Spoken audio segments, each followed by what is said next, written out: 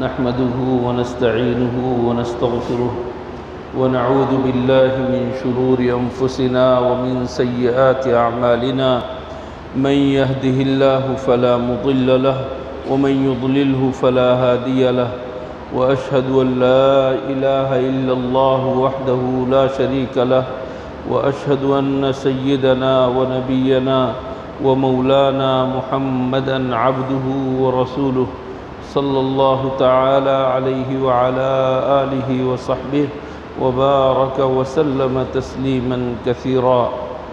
أما بعد، فعن أبي هريرة رضي الله عنه قال: سمعت رسول الله صلى الله عليه وسلم يقول: سبعة يظلهم الله في ظله يوم لا ظل إلا ظله: الإمام العادل، وشاب نشأ في عبادة الله عز وجل، ورجل قلبه معلق بالمساجد، ورجلان تحابا في الله اجتمعا على ذلك وتفرقا عليه، ورجل دعته امرأة ذات منصب وجمال فقال: إني أخاف الله، ورجل ذكر الله خاليا ففاضت عيناه.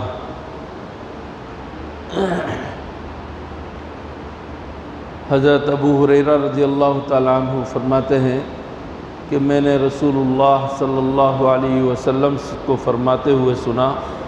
آپ نے فرمایا 7 قسم کے آدمی ہیں جن کو اللہ جل شانہ اپنے عرش کے سائے میں جگہ دیں گے، ایسے روز، ایسے دن میں جب کوئی اور سایہ نہیں ہوگا سوائے عرش کے سائے کے، سوائے عرش کے سائے کے اور کوئی سایہ نہیں ہوگا. ایسے موقع پر اللہ جل شانہ عرش کے نیچے 7 قسم کے لوگوں کو جگہ دیں گے. وہ 7 قسم کے لوگ کون ہیں؟ ان کو حضور اکرم صلی اللہ علیہ وسلم نے بیان فرمایا. اللہ تعالی ہمیں بھی سننے کی توفیق بھی عطا فرمائے اور ان میں شامل ہونے کی توفیق بھی عطا فرمائے. پہلا شخص جس کا ذکر آیا، فرمایا کہ وہ شخص ہے جو مسلمانوں کا حکمران ہے اور عادل ہے. امام عادل مسلمانوں کا حکمران ہے، مسلمانوں کا بڑا ہے. آج پہلے مسلمانوں کا ایک خلیفہ ہوا کرتا تھا اور پھر خلیفہ کے ماتحت گورنر وغیرہ ہوتے تھے. آج خلافت کا دورہ تو نہیں ہے، البتہ حکمران آج بھی ہیں. مسلمانوں کے جو حکمران حکمرانی پر کامیاب ہو جائیں، ان کی اطاعت اور فرمانبرداری کرنا یہ لازم ہے شریعت کی روح سے، اگر وہ ناجائز کا حکم نہ دیتے ہوں. اللہ کی نافرمانی اس کے اندر نہ ہو تو ان حکمرانوں کی اطاعت اور فرمانبرداری کرنا بھی لازم ہے. ایسے حکمران جو حکمران بن گئے، ان لوگوں کے ہاتھوں میں اختیار آنے کے بعد یہ بے قابو ہو جاتے ہیں، لوگوں کے ساتھ ظلم کرتے ہیں، ناانصافی کرتے ہیں. ایسے انہی میں سے بعض وہ ہیں جن کو اللہ تعالیٰ نے یہ صفت عطا فرما دی کہ حکمران بھی بن گئے، بڑے بھی بن گئے، لیکن انہوں نے انصاف سے اور عدالت سے کام لیا، انصاف سے اور عدل سے کام لیا. ایسے لوگ بھی ہیں.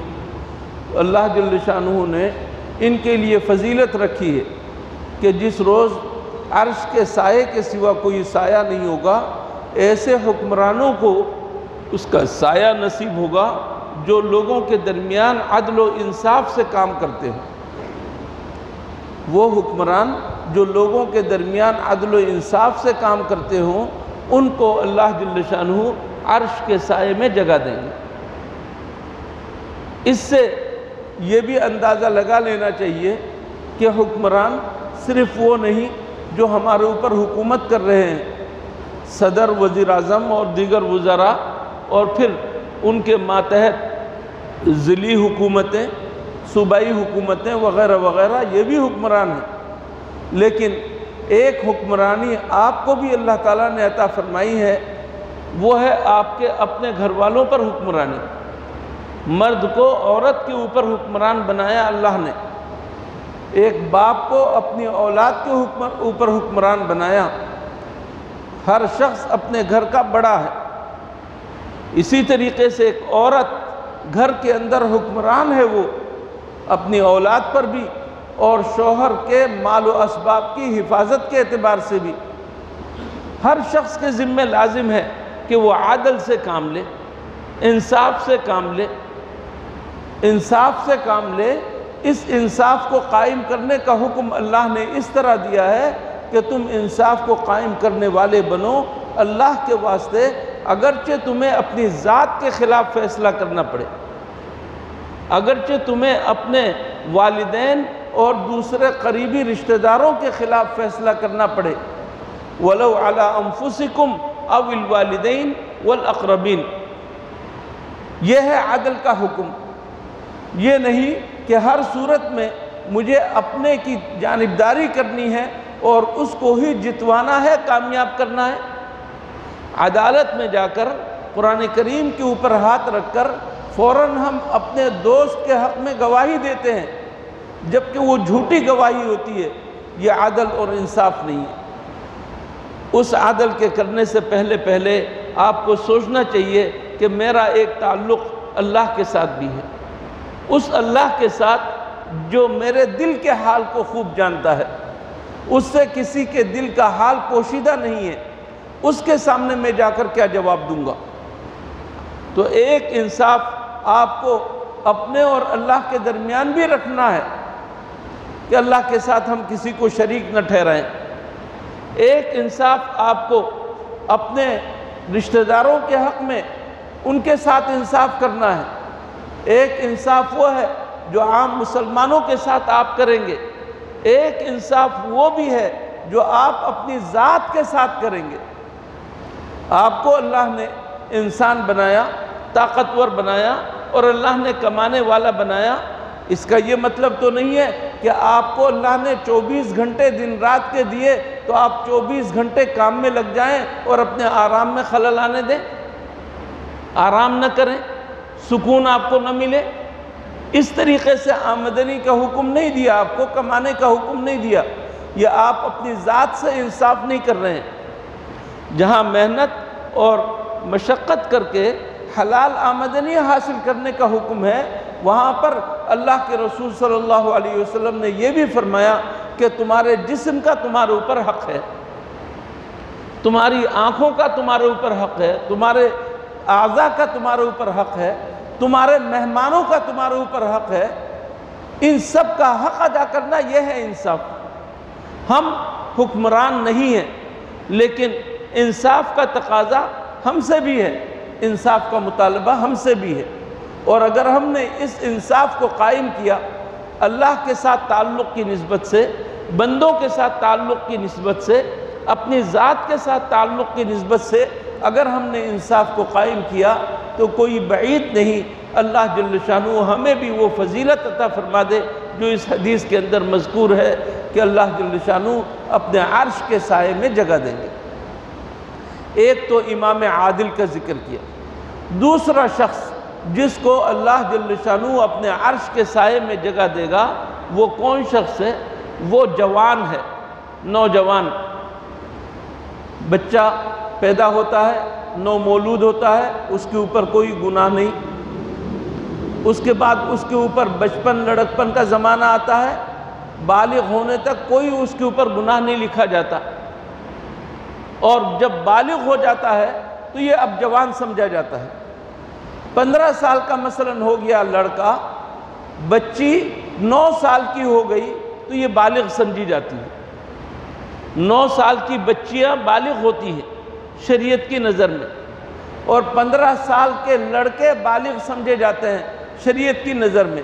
اب یہ جوان ہے۔ جوانی ایسی چیز ہوتی ہے، جوانی ایسا زمانہ ہوتا ہے کہ اس کے اندر انسان اونچ نیچ کو دیکھتا نہیں، اور پھر خاص طور پر شہوت غالب رہتی ہے، نفس انسان کے اوپر غالب رہتا ہے اور شیطان اس کے اوپر غالب آنے کی کوشش کرتا ہے۔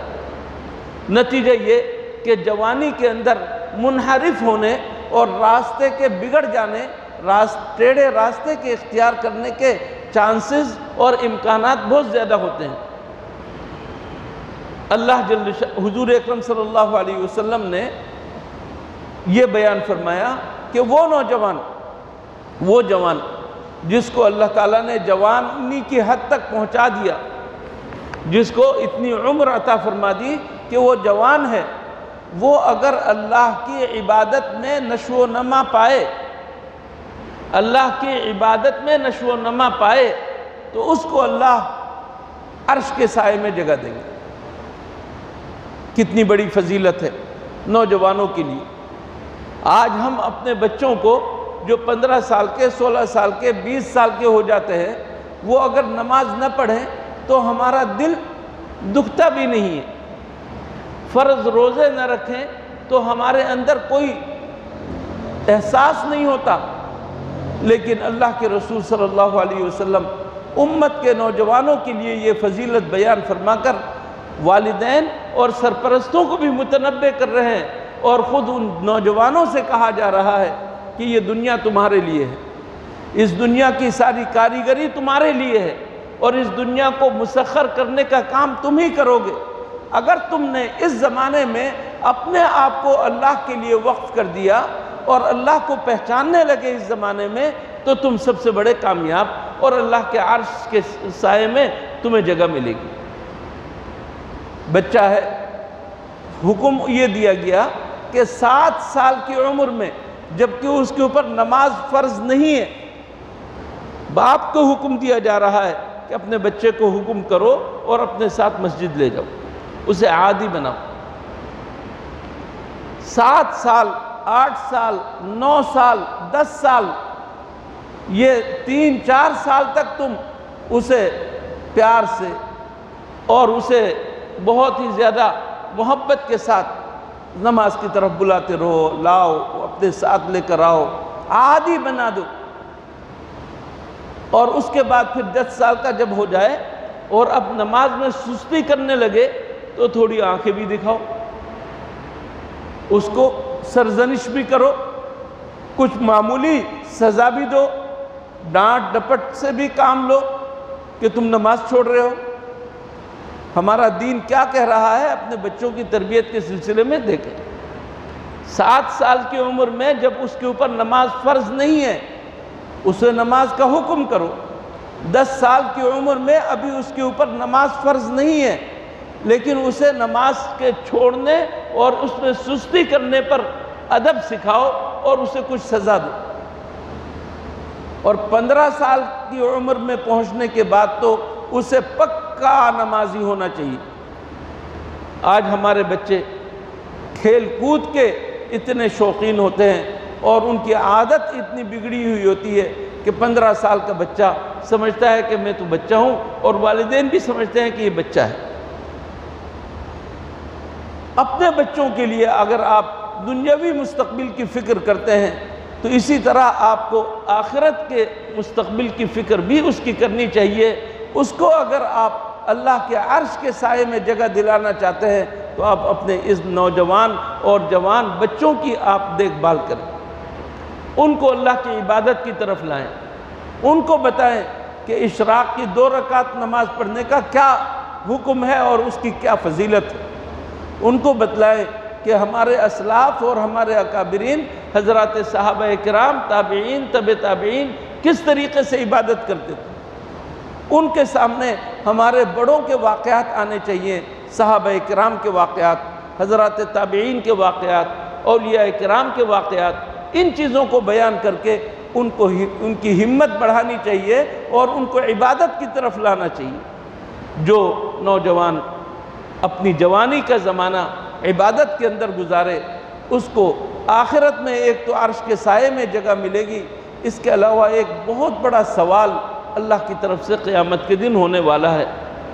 نوجوانوں سے، ہر شخص سے اس کی جوانی کے بارے میں پوچھا جائے گا کہ تم نے جوانی کا زمانہ کہاں گنوایا، عن شبابہ فیما ابلاہ، کہ جوانی کا زمانہ تم نے کہاں گنوایا، اس کا حساب دو۔ اگر یہ بچہ نوجوانی کے زمانے سے عبادت کی طرف راغب ہو گیا، اللہ کے کاموں کی طرف راغب ہو گیا، اپنے معاملات کو درست کیا، تو نتیجہ یہ ہوگا کہ اس سوال کا جواب دینا اس کے لیے آسان ہو جائے گا، اللہ کا فضل اس کے اوپر ہو جائے گا۔ تو یہ دوسرا شخص ہے جس کے بارے میں آیا کہ اللہ کی عبادت میں اگر اس کی نشو و نما ہو تو اللہ تعالیٰ اسے عرش کے سائے میں جگہ دیں گے۔ تیسرا شخص وہ شخص ہے رجل قلبہ معلق بالمساجد، وہ شخص جس کا دل مسجد کے ساتھ اٹکا رہتا ہے، وہ شخص جس کا دل مسجد کے ساتھ اٹکا رہتا ہے، فجر کی نماز کا انتظار کرتا ہے، مؤذن اذان کب دے رہے ہیں، اذان ہوتے ہی فوراً مسجد میں آ کر وہ سنتیں پڑھ رہے ہیں، پھر اس کے بعد تلاوت کر رہے ہیں، فرض نماز پڑھ رہے ہیں، فجر کی نماز ادا کرنے کے بعد پھر بیٹھے ہوئے ہیں کہ کچھ دیر میں یہاں پر بیٹھوں گا اور اس کے بعد پھر اشراق پڑھ کے جاؤں گا، چاشت پڑھ کے جاؤں گا، اور جب اس کے بعد ایک آدمی اٹھتا ہے تو دل اس کا یہی رہ جاتا ہے اور کہتا ہے معلوم نہیں کب ظہر کا وقت ہو اور میں جلدی سے واپس آؤں۔ ظہر کی نماز پڑھ لی، نکلنا پڑا اسے، یہاں سے نکل جاتا ہے لیکن اس کا دل یہاں اٹکا ہوا ہے۔ عصر کی نماز پڑھ لی، مغرب کے لیے وہ انتظار کرتا رہتا ہے اور دل اس کا اٹکا رہتا ہے۔ عشاء کی نماز میں بھی اسی طرح۔ تو میرے دوستو، جس شخص کا دل مسجد کے ساتھ اٹکا رہے، ایسا شخص اللہ کے عرش کے نیچے جگہ پائے گا۔ کس قدر شاندار موقع ہے اور کس قدر اللہ تعالیٰ نے سستا نسخہ ہمیں بتا دیا اللہ کے عرش کے سائے کو حاصل کرنے کے لیے، کہ آدمی صرف اتنی فکر کر لے کہ مجھے مسجد جانا ہے، مجھے مسجد جانا ہے۔ مسجد سے نکلنے کے بعد وہ اس طرح تڑپتا ہے جیسے پانی سے مچھلی کے نکلنے کے بعد مچھلی تڑپتی ہے، اس طریقے سے ایک آدمی مسجد کے لیے تڑپتا ہے۔ ایسا شخص اللہ کے عرش کے نیچے جگہ پائے گا۔ میرے دوستو، آج ہم لوگ پریشان ہوتے ہیں، مختلف قسم کی پریشانیاں ہیں، اور ہم ان پریشانیوں کو دور کرنے کے لیے لوگوں کے پاس جاتے ہیں، مختلف قسم کی مدد مانگتے ہیں، تعاون حاصل کرنے کی کوشش کرتے ہیں۔ سوچنے کی بات یہ ہے کہ اللہ تعالیٰ مسائل کا حل کرنے والا ہے، پریشانی کا حل کرنے والا ہے۔ اللہ نے جو نسخہ بتایا ہے ہم اس نسخے کو استعمال کر رہے ہیں یا نہیں؟ اللہ کے رسول صلی اللہ علیہ وسلم نے فرمایا کہ جو شخص نماز پڑھتا ہے، فرض نماز، اس کے بعد فرض نماز پڑھنے کے بعد کچھ دیر اللہ سے دعا کرتا ہے، یہ دعائیں قبول ہوتی ہیں۔ فرض نمازوں کے بعد جو دعائیں کی جاتی ہیں قبول ہوتی ہیں، بہت زیادہ قبول ہوتی ہیں۔ اور پھر اس کے بعد آپ نے نماز پڑھ لی، سنتیں بھی پڑھ لی، لیکن کچھ دیر کے لیے آپ اسی جگہ پر بیٹھ گئے، ذکر کر رہے ہیں۔ جتنی دیر آپ بیٹھے رہیں گے اتنی دیر فرشتے آپ کے لیے دعا کریں گے، اللہم اغفر لہو، اللہم ارحمہ، اللہم اغفر لہو، اللہم ارحمہ۔ اے اللہ ان کی مغفرت فرما دے، اے اللہ ان پر رحم فرما دے، اے اللہ ان کی مغفرت فرما دے، اے اللہ ان پر رحم فرما دے۔ یہ فرشتے اپنی طرف سے تو دعا نہیں کرتے اللہ کے حکم کے بغیر، اللہ تعالیٰ نے انہیں حکم دیا ہے، اور اللہ نے فرشتوں کو حکم دیا ہے، اپنے معصوم مخلوق کو حکم دیا ہے، تو ان کی دعائیں قبول ہی قبول ہیں۔ لہٰذا اگر ہم اپنے مسائل حل کرنا چاہتے ہیں تو فرشتوں سے دعا کرائیے، جنہوں نے کوئی گناہ نہیں کیا، اللہ کی اطاعت کے سوا کوئی کام نہیں، ان سے دعا کرائیے، اللہ تعالیٰ ہمارے مسائل حل کریں گے۔ اور ان سے دعا کرانے کا طریقہ یہی ہے، مسجد میں نماز کے بعد جلدی نکلنے کی فکر نہ ہو، اس جگہ پر بیٹھ کر آپ کچھ دیر ذکر اذکار میں مشغول ہو جائیں اور دعا میں مشغول ہو جائیں۔ یہ فرشتے آپ کے لیے دعا کریں گے، آپ کی دعائیں قبول ہوں گی، اور اس سے بڑھ کر پریشانیوں کو حل کرنے والا کوئی اور تعویذ نہیں ہے۔ دعا سے بڑھ کر پریشانیوں کو حل کرنے والا اور پریشانیوں کو دور کرنے والا، مسائل کو حل کرنے والا کوئی تعویذ نہیں ہے دعا سے بڑھ کر۔ آپ کسی فقیر کے پاس جائیں، مرشد کے پاس جائیں، بزرگ کے پاس جائیں، عالم کے پاس جائیں اور ان سے کہیں یا حضرت دعا فرما دیں، دعا فرما دیں۔ ارے اللہ کے بندے، اس سے زیادہ دعا تمہاری اپنی قبول ہوگی۔ تم اللہ کے سامنے ٹوٹے دل کے ساتھ اگر تم اللہ کے سامنے پیش کرو گے، اللہ میرا دل ٹوٹا ہوا ہے، میں نا امید ہو رہا ہوں، اے اللہ میری نا امیدی کو امید سے بدل دے، میری پریشانی کو حل فرما دے۔ اس سے بڑھ کر کوئی دعا نہیں، اس سے بڑھ کر کوئی تعویذ نہیں۔ اللہ تعالی ہمیں اس پر عمل کرنے کی توفیق عطا فرمائے۔